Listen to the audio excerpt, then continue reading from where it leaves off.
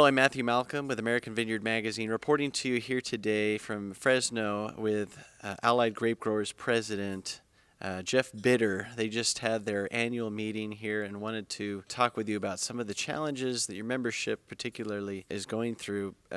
Today, you have a meeting here in Fresno, but also one in the North Coast. So most of the members present were interested in really what's going on in the Central Valley. And there's really been some challenges in the wine market. One of the things you've emphasized over recent years is vineyard pullouts and just emphasizing the need, and some acreage has come out, a significant amount. Some years ago, we're mentioning the 50,000 acres, right? And where are we at today? Well, in January at the Unified Symposium, I had asked for the industry to consider pulling out 50,000 acres to balance our supply. That would have meant a net reduction of about 30,000 acres because we have about 20,000 acres per year kind of coming into production the next 3 years. I don't think we're going to exactly hit that mark. We might be at a point where we're net 10 to 15,000 acres that are removed of bearing acres that are removed between the harvest of 23 and 24.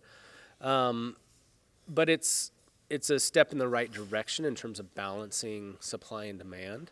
And the reality is we don't believe that removing acres is the sustainable way to correct our supply and demand imbalance, but it's the quickest way. And so if we want to correct the situation we're in, we have to look at what's kind of the quickest way to do that. There's lots of other things that we can address from the demand side with consumers and consumer demand, but those things take a lot of time and investment to build up that interest in our product and build demand and sales. And so, in the interest of not plowing through a depressed market for years trying to build demand, the quickest way to kind of address our imbalance is to pull vineyards out. And unfortunately, that's why I've been calling for that. To date, where would you say we are, at especially how much acreage do you feel like has come out of the Central Valley versus some of the other regions? Well, certainly we've been more aggressive in the Central Valley in terms of pulling out acres. The North Coast and Central Coast, particularly the North Coast, has not been very aggressive in removing vineyards. The Central Coast a little bit more so this off-season, I'll call it, between 23 and 24 harvests. I suspect as we go forward in the market, if the market remains weak, we will start to see the coastal regions respond a little bit more to the market signals they're receiving with regard to prices and demand, and start to pull out grapes a little bit more aggressively. Most of the grapes that have been removed from the valley, ironically, are from winery-owned vineyards. So there's been a lot of wineries pulling out their own production, which sends a very clear signal to the grower community, in my opinion, that if the wineries are pulling out their own grapes, they seriously don't need the supply, right?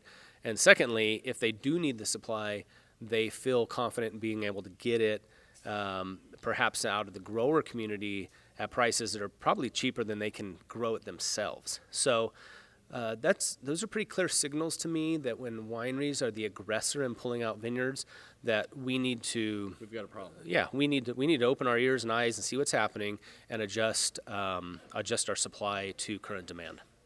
And you mentioned something else that was pretty unique today about Brandy, and some of the changes in in consumer perceptions and what's being marketed today. Yeah. Can you address that a little bit?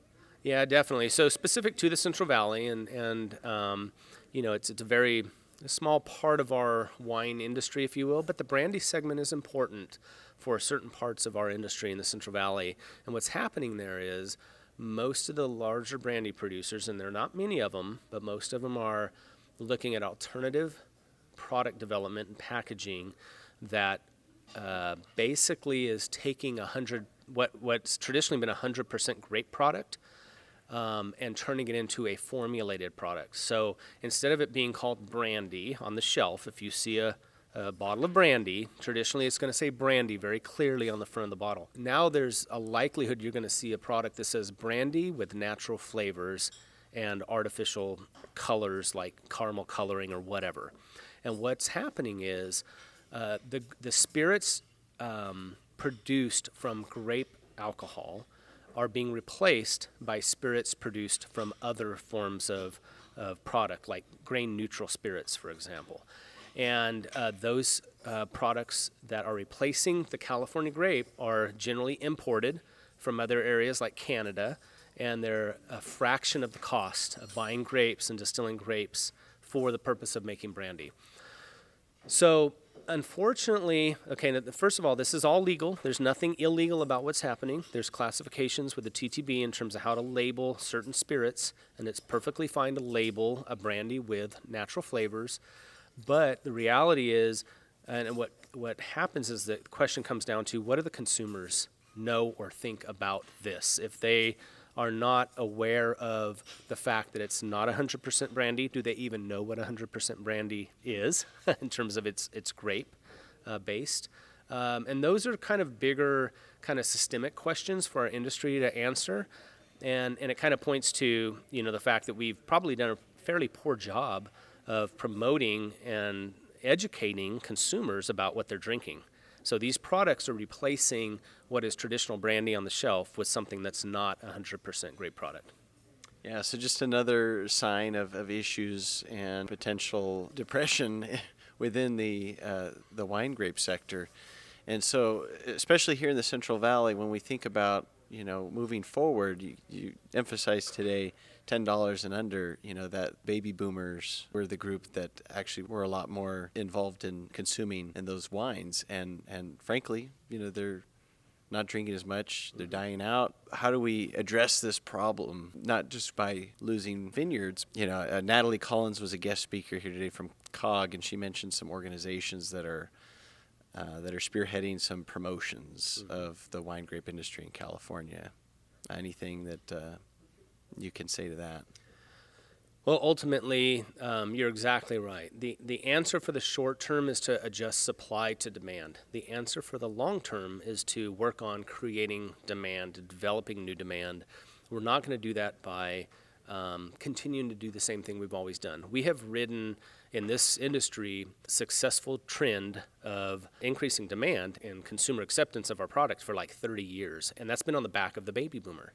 That generation is passing through, and so we need to be looking at who do we market to in the future, how do we market to different ethnic groups, how do we market to different age groups, how do we address the fact that there's countries throughout the world that are starting to really take anti-alcohol positions that wine kind of gets drug into.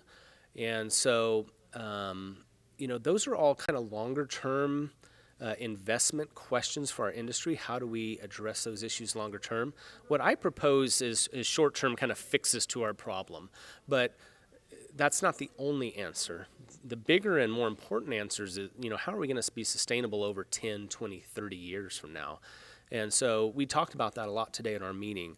What does today's consumer look like today, and what are they going to look like tomorrow? What do we have to start doing today to appeal to them so that they're drinking wine when they're 50 and 60 and 70 year olds, just like the baby boomers did, and started 30 years ago. So that was, there's more than one way to skin the cat, if you will, to use an old phrase. But you mentioned starting today, because we need to start today, more like yesterday or 5 years ago, to address this long-term issue, which is going to take a long-term investment, like you said, in order to see an impact. So really, action needs to be taken right away on both fronts, like you said, with vineyard removals as well as market promotions. So definitely look forward to seeing some of that going on. I'm sure you're applying some pressure to some of the powers that be to make that kind of a difference. But appreciate your work here and being here at your annual meeting. Read more about these things in American Vineyard at Matthew Malcolm, CaliforniaAgNet.com.